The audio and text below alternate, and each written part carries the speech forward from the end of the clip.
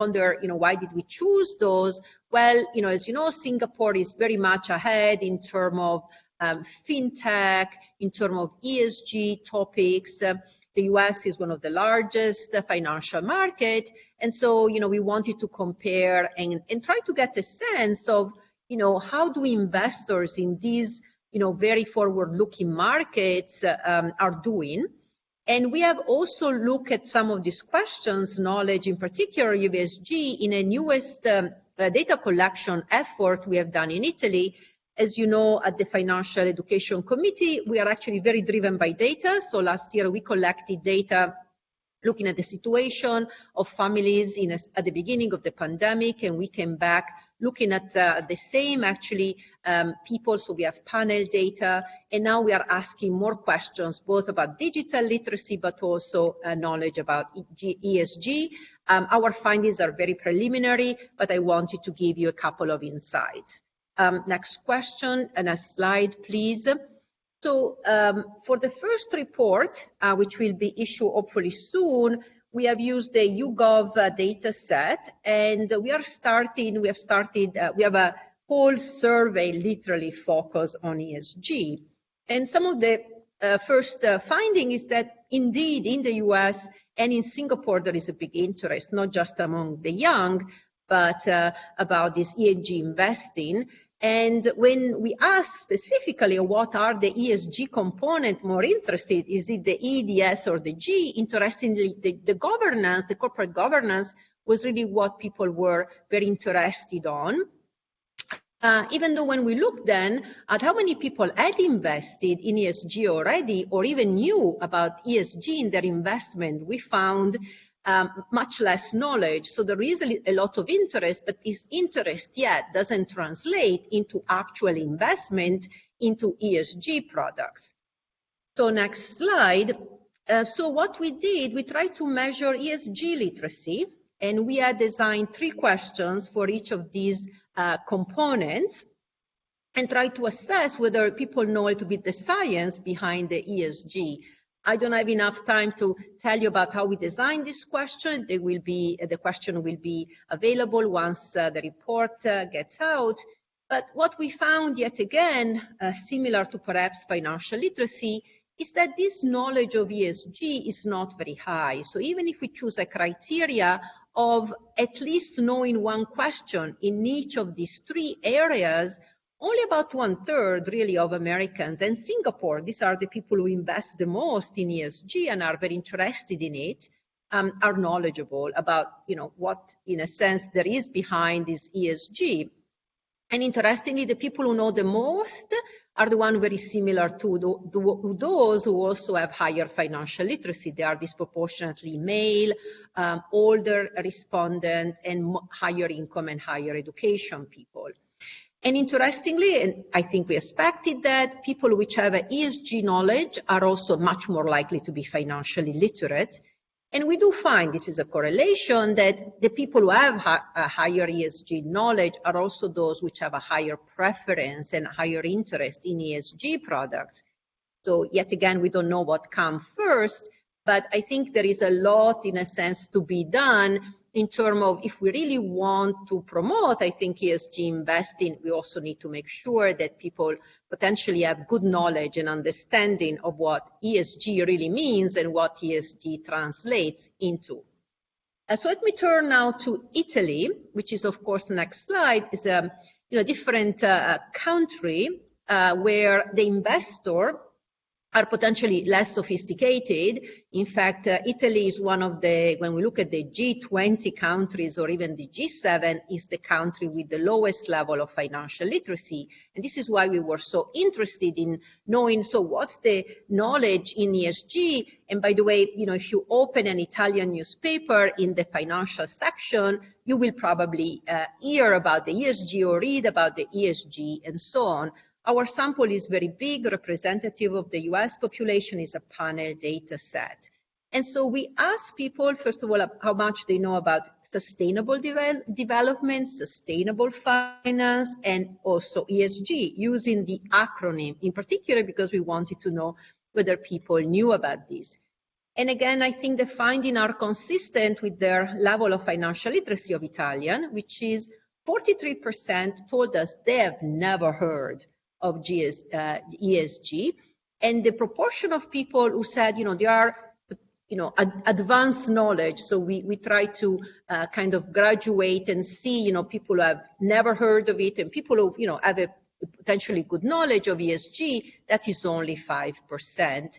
And also as a reminder that not many people in Italy are even investors. But certainly, I think, as we think of also all of the bringing the developed countries and thinking of the investors, even in countries like Italy, which belong to the G7, we don't see a very high level of ESG literacy here as well. And I think this is really a warning as we think of, what can we do to really help investor in this new environment where these topics are just so much more important. And let me stop here. Thank you very much.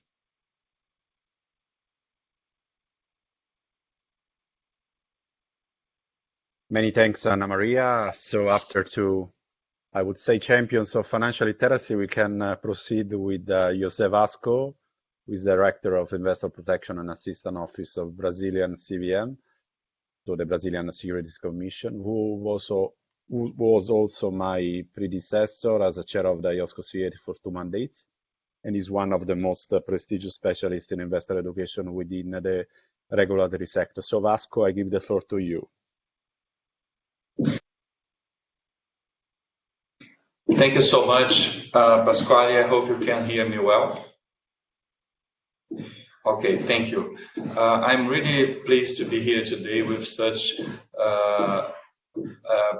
I'm privileged to have these colleagues in this panel, Ana Maria Luzardi, which is a leader on financial education globally, also Chiara, Alexandra, and Georgina.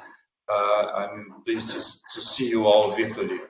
I hope you can hear me well. I just want to briefly comment before I start talking about our financial education strategy for sustainable finance in Brazil. I'd like to briefly comment on our approach to sustainable finance in general as a regulator. I think the decision to design and implement a capital market development strategy for sustainable finance in Brazil was rooted in clear evidence that it could play a key role for fostering capital market development in Brazil. And I think also in other emerging markets, we all have the same challenges. And by doing this, supporting the funding of the investments that Brazil desperately needs to have a more sustainable infrastructure. We need more than $1 trillion to improve our infrastructure and to achieve these Brazilian sustainable development goals by 2030. And that means, it's basic public service, like 30 million Brazilians having for the first time access to clean water and sanitation services, and perhaps the transport infrastructure. So it's difficult to talk about more enlightening objectives when 30 million Brazilians or Canada does not have access to clean water. So that's the challenge and other challenges. So, but we also found that there was growing interest among retail and institutional investors in Brazil on sustainable finance. When we surveyed crowdfunding retail investors in 2017, 90% of the retail investors told us that they would invest in a crowdfunding platform, in a small and medium enterprise, mostly because they think they could have a social impact more than the financial returns. So we found this evidence that is not only for millennials, also older generations are looking for new products, and we don't have sustainable assets in Brazil in large quantities. So there's a need for a better ecosystem.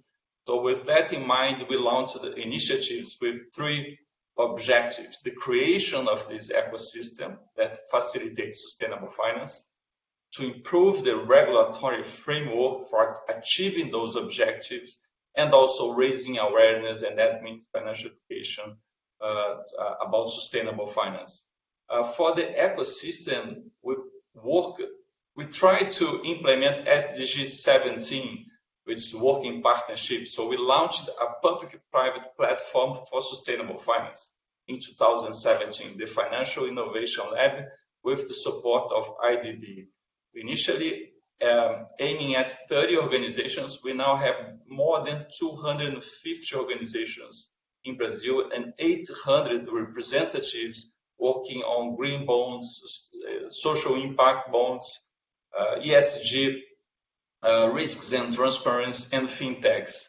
So through this voluntary work of participants, we create the largest public platform for sustainable finance in Brazil.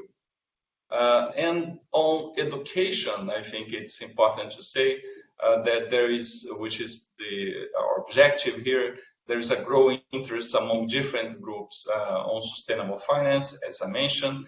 So we try to use this lab as a platform for education, not only of retail investors, but also, and perhaps more important, for institutional investors, listed companies, and other groups.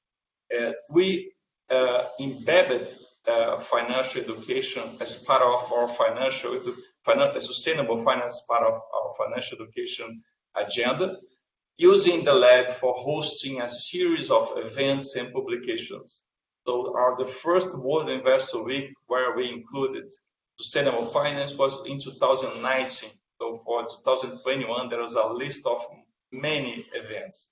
And we also have this as part of our own financial education agenda. We published 2 booklets for retail investors, one focusing on the impact of your investments, and the second one that is focusing on the relationship between environment and the ESG agenda of impact investing. And I also finally would like to comment for more 10 seconds, 2 projects that we are very proud to be implementing. One is a large program for teaching the teachers. 500,000 teachers of public and private schools will have lessons to how to teach financial education in schools. It's a partnership with the Ministry of Education. We may reach 25 million students in Brazil. And sustainable finance is a key part of this agenda. And also, lastly, but not the least important, one project with indigenous people in the Amazon. We managed to work with a tribe. We are teaching financial education lessons and also digital literacy. And we hope that by next year, we'll have the first results. So thank you very much for this opportunity to comment on our initiatives on financial education.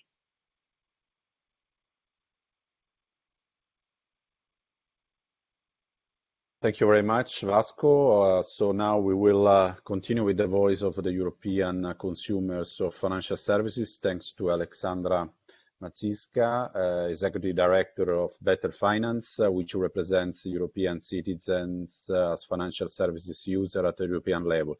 She's a member of the EU Ecolabing Board and has been one of the vice chair of the EU Occupational Pensions Stakeholder Group. So, Alexandra, I hand over to you. Thank you very much. So I'll try to right now share my presentation.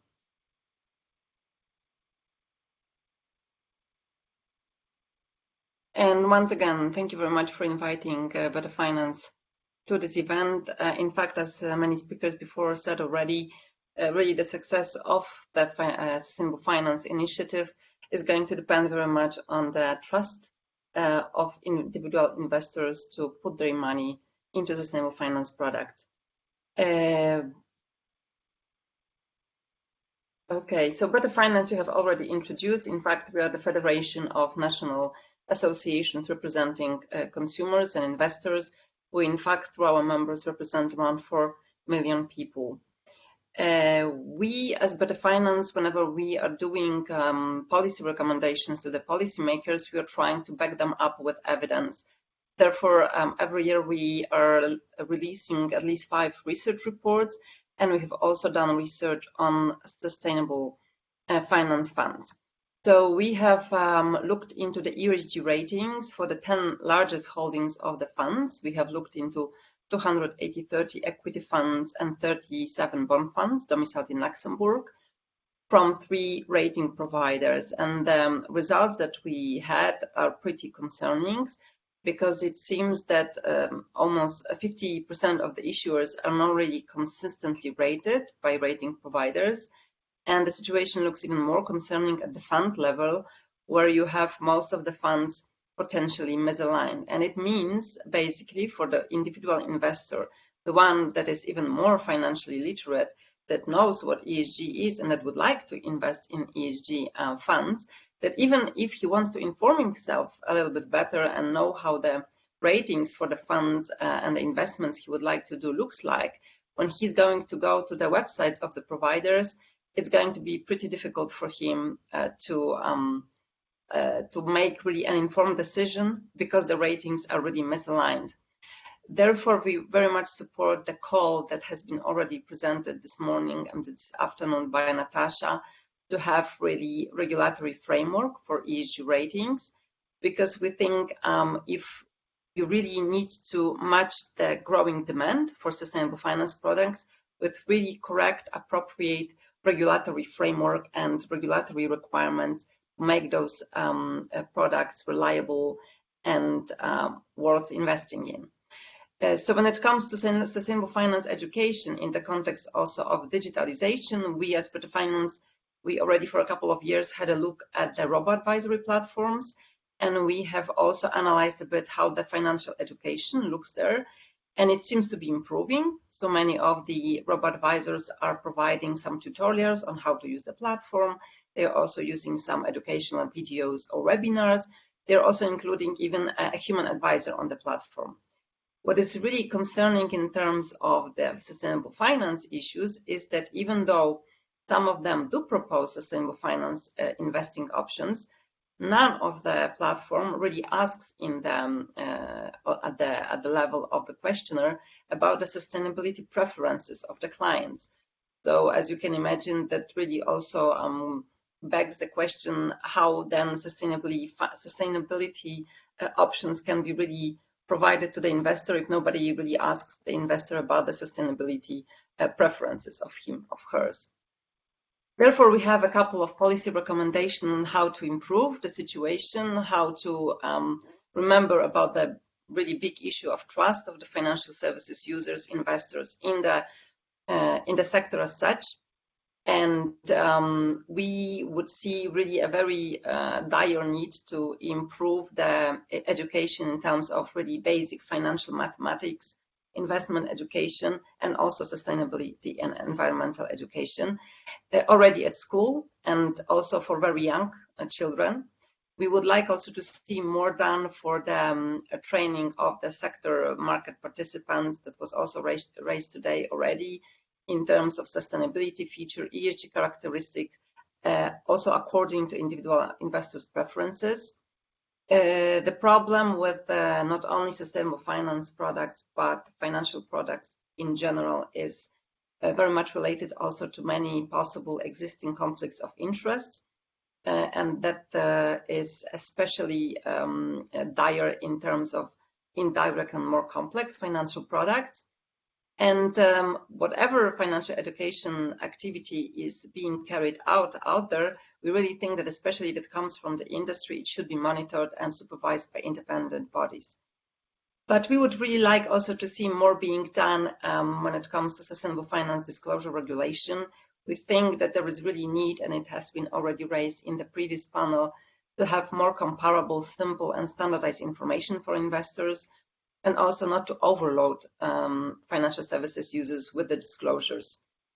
Some of the proposals we have already submitted to policymakers, But for example, we think that really graphical representation and use of different icons and also nudging would be very much welcome, really, to facilitate the understanding of financial services users or what they are signing up to, and to really facilitate the decision-making process for them.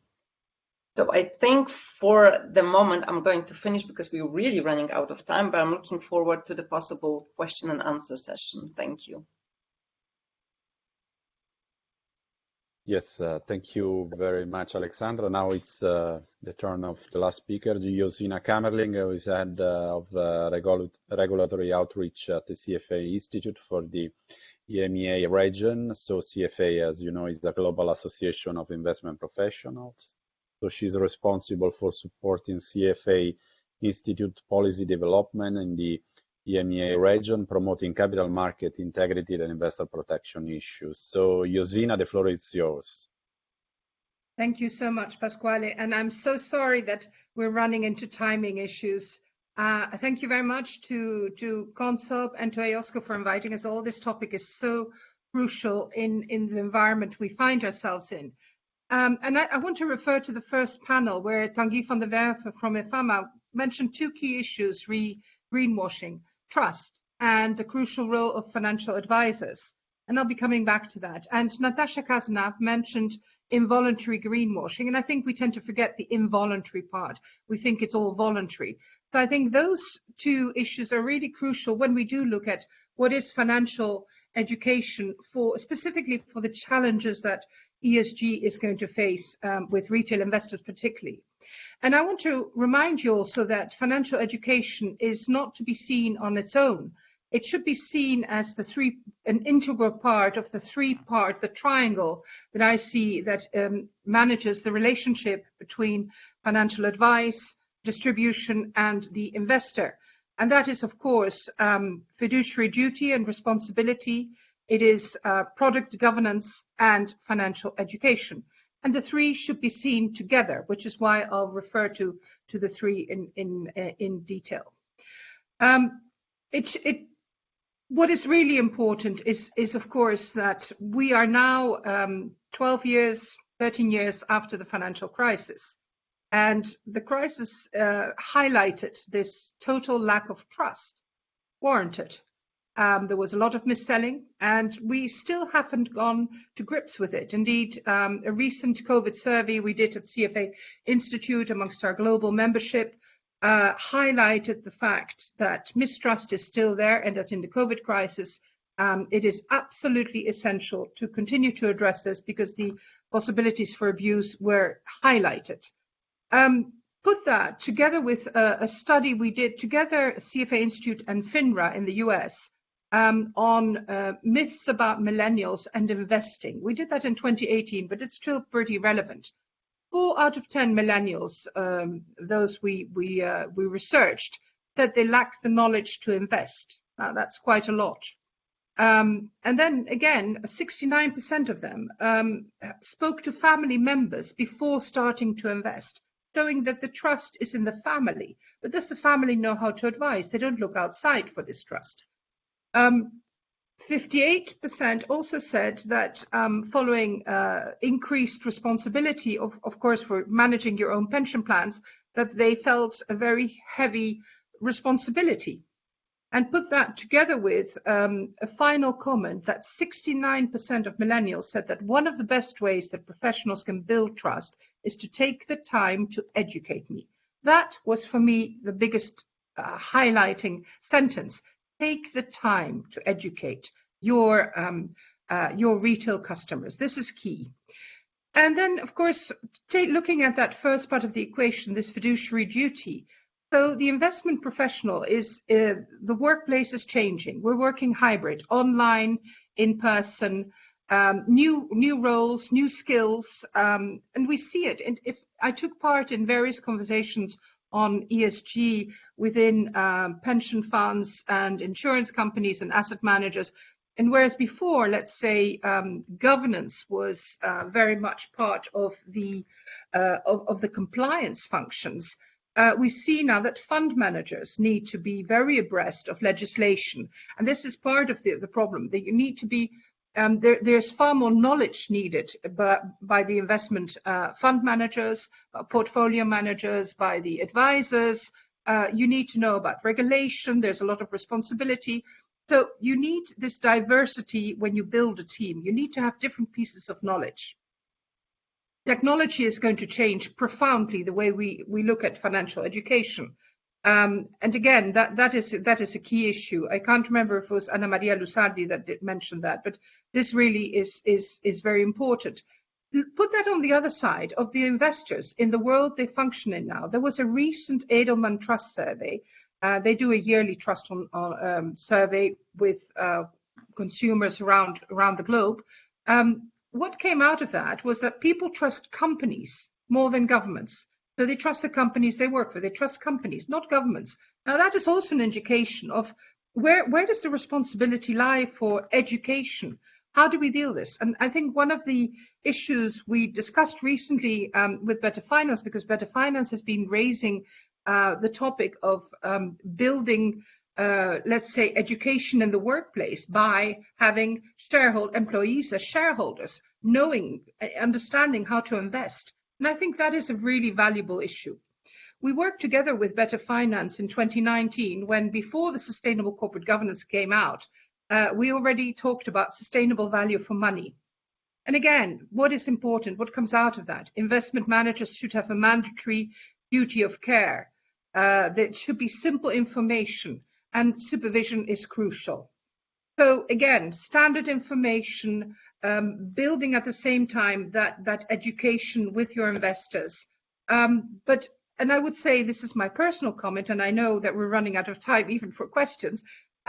What I would advise is to build with investors and everyone who is trying to invest, that you have a balance sheet of life, where you look at your liabilities and your assets in a global way, and where you try to understand with your financial advisor, what are the consequences if I invest this? What is the consequence for my child goes to university? I need to save up, or health issues, or your pension. And with that, I'm going to leave it. So thank you very much, Josina. I don't know whether we have time for this second round of questions. I know that most of you should disconnect because of being part of other conferences. I don't know, maybe we can try with a very flash questions to all of you with what we can just do to increase the level of financial literacy. I think that you can answer in no more than 20 words with some key messages. So, Josina, maybe you already replied to this, and we can go with Anna Maria. Thank you, Pasquale. I think, and this is a big theme for Financial Literacy Month, my big recommendation is we need to start in school. Both because the young people are the one which have a longer horizon in front of them, for which investing is particularly important, and the one that have shown a big interest in ESG. So, I think in order to be equitable, in order to provide big access, and because this is a difficult topic that I don't think we can just do, for example, by relying necessarily on either advisor or other parts, I think school is a critical component. Clearly it's not enough, but I think we need to start there as well. And I think by having more informed consumer, they can better use financial advisor, they can better understand and evaluate products. And maybe the young people as well can then spread that knowledge to their parents and others. Thank you. Yeah, thank you very much, Anna Maria. So, Alexandra, you have just a short message, key message on this regard? Yes, I mean, I would definitely support the idea to start very early, start at school. We've done some experiments with financial education years ago in Poland, and we have seen that children are bringing their financial education to their parents, so it definitely works. I would also say on top of that, use the technology, use digitalization very well, because it can be very helpful, and don't forget about very good independent comparison tools. Thank you very much, Alexandra. Jose, Vasco?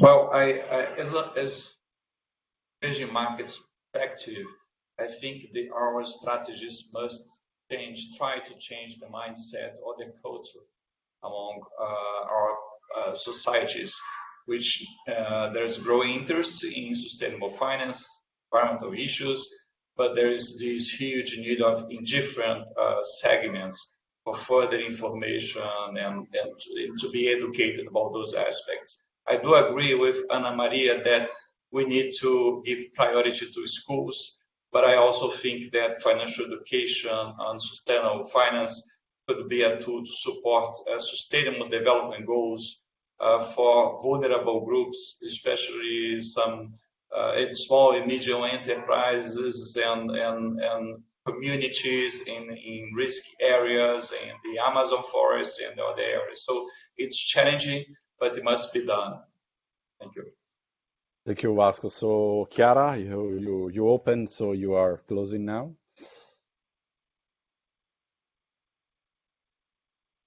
You are muted. Alexandra. Okay.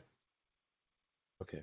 Okay, let me start again. So I entirely agree with Ana Maria others about the need to start early. So I will not repeat what they have already said, but if I may add, I think this is a great opportunity in two ways. One is because young people and millennials are interested in sustainable finance, so this can be a way to bring them to financial education, to broader topics in financial education, to the use of formal financial products more generally. But also, I think we don't need to forget the need to give some basics in terms of financial literacy, so that people interested in sustainable finance have a broader understanding of the issues that they are dealing with, of investments in general and of financial. Thanks. Oh, thank you very much, Chiara. Thank you very much to all the speakers. So apologize for lagging behind for this panel. So it's was a pleasure to have you on this second panel. So thank you very much indeed. So I'm just give the floor to CONSOB's Commissioner Chiara Mosca for some final remarks and the closing of the webinar. So Chiara, I hand over to you. Thank you. Can you hear me? Okay, so thank you again. It's a pleasure, a real pleasure for me to address the closing remarks today. Probably many of you do not know me. This is because I've been appointed very recently in CONSOB and I started working for the Commission in September this year. Before this, I was an associate professor of company law. From my perspective, the perspective of a company lawyer, I see that we are experiencing a new approach in corporate governance and financial markets regulation. Some of the traditional paradigms have been reframed because of the focus on ESG sustainability primarily required to the issuers and to the market operators, and this involves both transparency and accountability. And then the need to understand and assess investor ESG preferences. I think that today's seminar very well testifies these trends. In the few minutes available, the few minutes I have for these remarks, I will focus a little bit on such reshaped legal framework. As we know, corporate governance is the result of an environment where some key players intensively interact. They are, of course, corporate directors, and then we have shareholders, current and potential, and in general, the realm of investors of different kind and of different nature, and of overwhelming importance for today's discussion is the industry of investment services, fund managers, and advisors. New legal strategies have emerged in Europe. Some are already in force. These strategies play an important role in achieving some social goals that cannot be reached by the market forces alone. So, looking at the key players I mentioned and starting from directors are now required to change the way in which they manage their corporation. On the fascinating idea of corporate social responsibility, there is a never-ending debate all over the world, but it is now somehow more concrete in light of the need that boards of directors pay increasing attention to ESG sustainability implications of their activities. This happened thanks to the non-financial disclosure directive that has been already mentioned, and despite some items in the non-financial disclosure are answer to the comply or explain rule, despite this, still this directive has the merit to draw board's attention on ESG features. Now, about the proposal for a corporate sustainability reporting directive, it's not a surprise that a lot of the discussion today was on how to increase understandability and comparability of the information provided by different companies of different sizes and different industries. A lot of work is in progress to search a standard of reporting, to identify criteria of double materiality and key performance indicator, as well as on the application of the proportionality principle for small and medium enterprises that will be captured by the proposal of a new directive on sustainable finance. In this context, sustainability reporting represents the first important legal strategy. It requires the market ability to monitor ESG activities.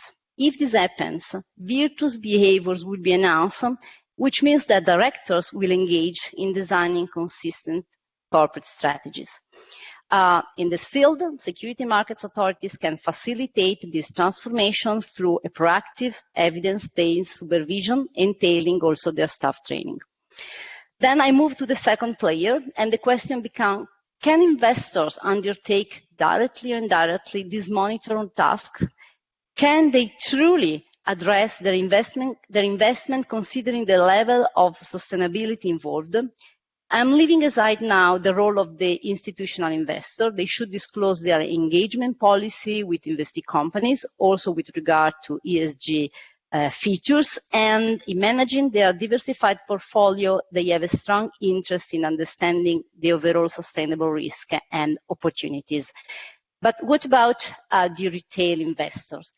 In principle, here the market is neutral. The demand for sustainable investments can originate from a merely ethical reason, the so-called expressive investor, those that look only for sustainable performance, or the demand for sustainable investment can be based on the belief that attention to sustainability means less risk and more performance. In both cases, greenwashing may reduce investor protection and the trust in the market. If my initial consideration is grounded, then greenwashing can impair the allocative efficiency in financial markets. The risk, we know, has been addressed in Europe by the sustainability disclosure in the financial sector regulation. And in this field, to avoid greenwashing, clear information must be delivered to investors when they take their investment decision. However, to have a common language is not an easy task. This has been very well testified this afternoon. Investors should be able to identify the products that meet different ESG criterion. We know that financial products can include products that are light green products, those that promote the environmental and social characteristics, but also they can be dark green products, the so-called truly sustainable investments, or they can show different level of attention to ESG.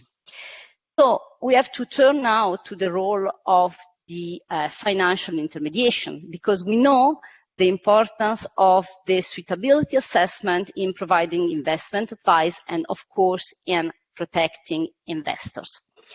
So it is possible, in principle, to include the sustainability preferences in the suitability assessment. ESMA guidelines provide this already, this kind of assessment, and also in this direction moves the delegated regulation of 2021, which will enter into force in the future. Here, there is an assumption, a quite strong assumption, which is that advisors can promote sustainability and responsible investments. Probably is even more, because the relationship with the financial advisor can become a lever for higher consideration of the ESG factors into the investment process. The behavioral finance studies will tell us in the future if a questionnaire addressed to investors about their commitments in ESG factors can effectively redirect the investment towards some sustainable choices. The result of a 2020 observatory realized by CONSOB shows that at the moment, most advisors, 53% of those that have been interviewed, do not seem to appreciate in full of the implication and relevance of the ESG preference assessment. And also 60% of the household retail investors interviewed reported that they do not believe to be properly and fully informed on social responsible investment. So basically the trend is the same all over the world, an increasing interest in sustainable investing, but knowledge in this respect still lags behind, and so the concerns on greenwashing increase. Several steps still need to be done. Individual knowledge on environmental, social, and governance should be assessed on and based on a specific frame of competencies of investors and on their characteristics. But it's important to recall in this respect that in dealing with sustainable investing, not only financial aspects are relevant, but also the value features, the personal motivation of each investor become relevant. So this implies an additional layer of complexity that should be taken in account when assessing ESG preference of retailing investors specifically. So these, of course, bring us to today's direct concerns, which is the role of investor education and the need to be updated in order to encompass sustainable finance. A lot of work has been done, a lot of work will be done in the future at the European and at the global level, and this is something that we will see in the future months and years. So it is very difficult in this context for me to conclude. What emerges, I think, is the importance to an overall picture where several key players should intensively cooperate and interact, and where legal strategies are aimed at achieving a common final goal toward increased sustainability. So basically, I think that this debate will constructively develop in the near future. And for now, I would like to thank one more all the organizer, the chair, the IOSCO secretariat for technical support, and all the participants for today's very interesting seminar. Thank you.